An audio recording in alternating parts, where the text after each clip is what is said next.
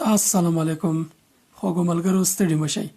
هیله مې ده چې تاسې ټول به روغ جوړ او د ژوند په ټولو چارو کې بریالي یاستئ او خوشحاله ښه له عبادتونو ډکه روژه به مو تېره کړې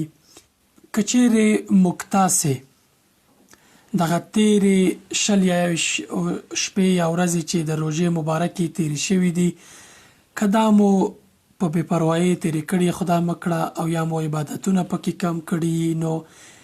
یوه آخري تر ټولو ښه او مهمه موقع لرو چې دا هر څه پکې جبران کړو. باور وکړئ عقل یې نه مني چې کله انسان د دې څه اهمیت په اړه وغږیږي. دومره لوی اهمیت، دومره لویه خبره چې هیڅ باور سړی نشي کولی. ښایي یقین به زموږ او ستاسې نه کیږي چې په دې اړه هر څه جزئیات ووایو، خو باور وکړئ که دغه لږه موقع یا دغه لږ وخت چې موږ لرو که د دې نه استفاده وکړو ټول عمر به خوشبخته یاستو، ټول عمر به د ډېرې روزي خاوندان یاستو، ټول عمر به یو ښه ژوند ولرو او ټول عمر به د ښو مسلمانانو په منځ کې حساب شو. یوه لویه خزانه ده، یوه لویه موقع ده زموږ او ستاسې پر وړاندې چې باید اعظمي استفاده ترې وکړو او غافله پکې نه شو. باور وکړئ عقل یې نه مني چې انسان دې له دې موقع خبر وي او غافل دې پاتې شي او دا موقع دې بې پروایي په خاطر باندې له لاسه ورکړي. د روژې لسې اخرې شپې درته یادوم، هغه شپه چې کیدای شي په هر یوې کې د لیلة القدر شپه وي چې که موږ تاسې د دې مبارکې شپې په اړه هر څومره وغږیږو، کتابونه دریابونه پې خلاص کو، باور وکړئ اهمیت او فضیلت باندې به یې کم غږېدلي یو. غواړم په دې وغږېږم فضیلت په اړه یې لنډ همدومره وایم چې د قدر شپه 83 کاله څه باندې 83 کاله عبادت سره برابره ده. یعنی که دې شپه باندې موږ او تاسې 2 رکعته نفل وکړو په دې معنی چې موږ 1000 میاشتې یا څه باندې 83 کاله 2 رکعته نفل کړي او همداسې پسې هر کار که تلاوت کوو که هر څه کوو په همدومره عبادت باندې شمیرل کیږي، ځکه د الله تعالی د دغه اجر او ثواب خزانې دومره لوی دي چې هیڅ کله ترې شی نه کمیږي. کله چې تاسو ته څه درکوي هیڅ ترې نه کمیږي. نو الله تعالی ته ډېر اسانه ده چې موږ تاسې ته 83 کاله یا 1000 میاشتې یا څه باندې د هغې نه اجر او هغه عمل چې کوو د هغې بدله راکړي. قرآن کریم د قدر شپې په اړه ویل شي انا انزلناه فی لیلة القدر وما ادراک ما لیلة القدر لیلة القدر خیر من 1000 شهر. قدر شپه تر 1000 میاشتو غوره ده. دا هغه مبارکه شپه ده چې قرآن کریم پکې نازل شوی دی. تر دې به لوی بل فضیلت دې شپې دپاره څه وي.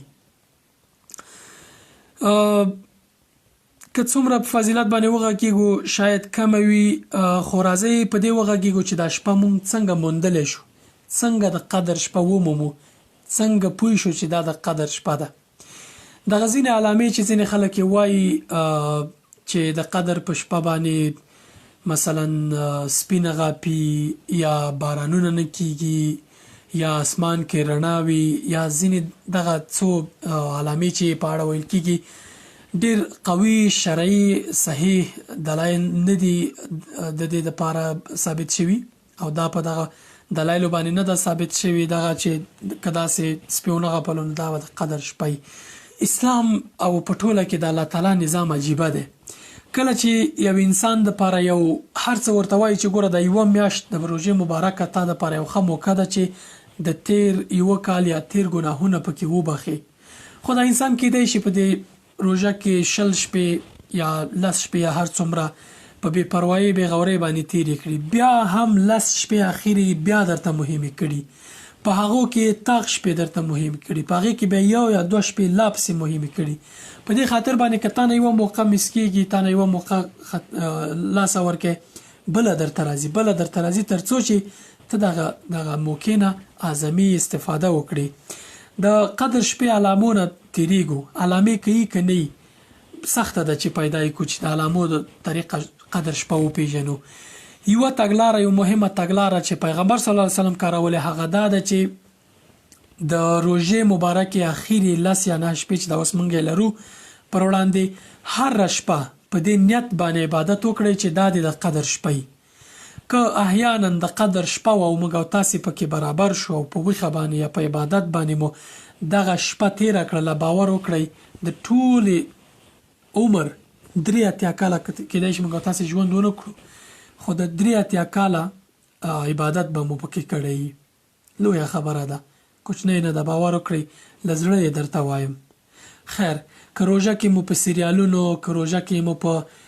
مجلسونو، په چکرونو، په هر څه باندې دا تیرې 20 شپې تیرې کړي یا مو موقع درته نه وه چې عبادت وکړئ، باور وکړئ خوشبخته یاست چې د دې دمه زه او تاسې ژوندي وو او دا موقع راکړل شوې ده چې د 10 اخرې شپې ښه په عبادت او په قیام اللیل باندې تیرې کړو. په حدیث مبارک کې راځي چې پیغمبر صلی الله علیه وسلم کله چې به د قدر د روژې مبارکې 20 شپې تیرې شوې نو پیغمبر صلی الله علیه وسلم به د اخرې شپو ته هغه د حدیث کلمات دي چې شد مئزره و ایقظ اهله و احیا لیله. نو یعنی پیغمبر صلی الله علیه وسلم به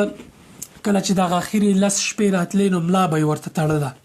خپله کورنۍ به یې د عبادت لپاره راویښوله او شپه به یې په ویښه تېروله، یعنی په عبادت باندې به یې تېروله.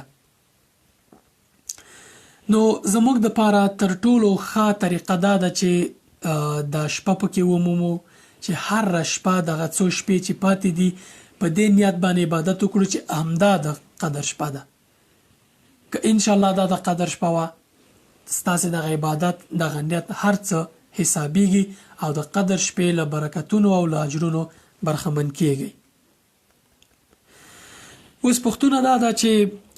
په دې شپه کې کومې دعاګانې ډېرې ووایو، کومه دعا ووایو؟ له بی بی عایشې رضی الله عنها نه روایت دی چې یو ورځ له پیغمبر صلی الله علیه وسلم نه پوښتنه وکړه چې که چېرته د قدر شپه ما ومومله یا مې وموندله کومه دعا ډېره ووایم؟ پیغمبر صلی الله علیه وسلم ورته وویل چې دا دعا یې ډېره وایه: اللهم انک عفو تحب العفو فاعف عني. یا الله ته بخښونکی، بخښنه دې خوښه ده نو زموږ ته بخښنه وکړه، زموږ له ګناهونو تیر شه. دا دعا ډېره په قدر په شپه یا دغه څو شپو کې ډېره وایئ. یوازې دې پورې محدوده کوئ مه. که تاسې د شپې لپاره یو ښه برنامه جوړه کړئ دا به ډېره غوره وي. د شپې یو قسمت تلاوت وکړئ، یو بل قسمت کې ذکر اذکار وکړئ، نفلونه وکړئ او تراویح طبعا کوئ، همداراز دعاګانې او ذکر و اذکار او تهجد مه هیروئ. ډېر ښه لمونځ دی تهجد، ډېر ښه نفل دی. دغه 10 شپو کې تاسې باید هرومرو د ماخوستن او د سهار لمونځونه په جمع باندې وکړئ، ځکه راځي چې څوک د ماخوستن لمونځ او د سهار لمونځ په جمع باندې وکړي او دغه ټول عبادت کې ورته حسابیږي. نو که چېرته نور څه نشئ کولی،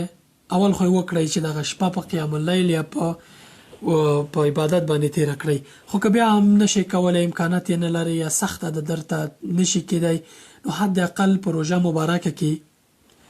دغه د ماخوستن لمونځ، تراویح او ورپسې د سهار لمونځ په جمع باندې وکړئ. کېدای شي یو پوښتنه دا وي چې هغه خویندې، هغه میندې چې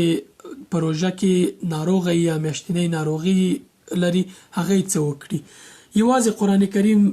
مه ټچ کوئ یا په موبایل کې مه لولئ چې قرآن کریم در سره وي. نور تاسې کولی شئ چې تلاوت وکړئ، دعاګانې ووایئ، اذکار وکړئ، هر څه کولی شئ، خو لمونځ نشئ کولی او قرآن کریم نشئ مسح کولی. الله تعالی دې موږ تاسې ټولو ته دا شپه نصیب کړي او لویه هیله همدا ده چې دا شپه ومومو او دا شپه په عبادتونو باندې تیر کړو. بې پروا کېږئ مه، یوازې 10 شپې دي. باور وکړئ هر شپه چې دغه موږ یې راواخلو ټوله 5-6 ساعته د عبادت موقع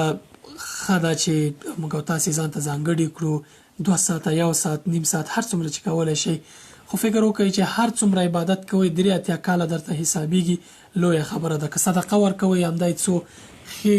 شپې دي شپې دخوا صدقه ورکړئ ټول عمر به ستاسې دپاره دغه څو اتیا کاله چې 83 څه باندې 83 کاله به تاسې دپاره د صدقې هره صدقه ورکړي په دې معنا که نفل هم وکړه هره شپه به تاسې 83 کاله 1000 میاشتې نفل کړي. نو بې پروا کېږئ ورته مه باور وکړئ که خدای مکړه دا موقع درنه تېره شي بیا به معلومه نه ده چې بیا دا موقع موږ تاسې ته راځي او که نه راځي. که دغه یوه شپه مو وموندله دغه څو شپې چې تاسې په عبادت یې تېروئ که دغه یوه شپه مو وموندله اخروي اکاونټ به مو تر خولې پورې ډک شي د عبادتونو. ډېره لویه خبره ده هېڅ د تصور وړ نه ده چې دومره لوی عبادت دومره لویه موقع یوازې په 10 شپو کې هغه هم په 10 شپو کې یوه شپو کې خو احتیاطي موږ 10 شپې رانیسو ځکه چې کیدای شي په دغه کې یوه د قدر شپه او موږ او تاسې هغه ومومو که یوه نیسو یوه نه نیسو خو دا روژې خو کله یوه شپه وروسته یوه ورځ کمه یا یوه ورځ ډېره هغه د شپو هغه نظام او هغه نمبر او حساب یې ګډوډېږي که نه کیدای شي تاخ شپې ډېرې ونیسئ کیدای شي 28مه شپه خو د 10 شپو کې ډېر کوشش وکړئ چې د قدر شپه ومومئ. دا 10 شپې دې باور وکړئ خوب کم کړئ پکې د روژې نه وروسته یا د دغه شپو نه وروسته هم خوب کولی شئ د ورځې هم کیدای شي خوب وکړئ خو د شپې ډېره مهمه ده چې دا هغه شپه ده چې قرآن کریم پکې نازل شوی تر دې هغه فضیلت د شپې دپاره هیڅ نشته دی. نو الله تعالی دې موږ تاسې ټولو ته دغه شپه نصیب کړي او الله تعالی دې موږ ټولو ته توفیق راکړي چې دغه شپه دغه مبارکه شپه ومومو او په عبادت باندې تېره کړو او د آخرت او د دنیا خوشبختی او د آخرت ابدي خوشبختی چې جنت دی ترلاسه کړو. ما هم له دعاګانو مه هېروئ حتما راته دعاګانې وکړئ زه ستاسې دعاګانو ته احتیاج یم محتاج یم زه به هم تاسو ته دعاګانې کوم او که غواړئ چې په ثواب کې شریک شئ چې نور ملګري هم له دې پیغامونو برخمن شي نو د ثواب لپاره او د ثواب په نیت باندې دا ویډیو له خپلو ملګرو سره شریکه کړئ انشاءالله موږ ټول به یې د ثواب کې داخلیږو او اجر به ترلاسه کوو.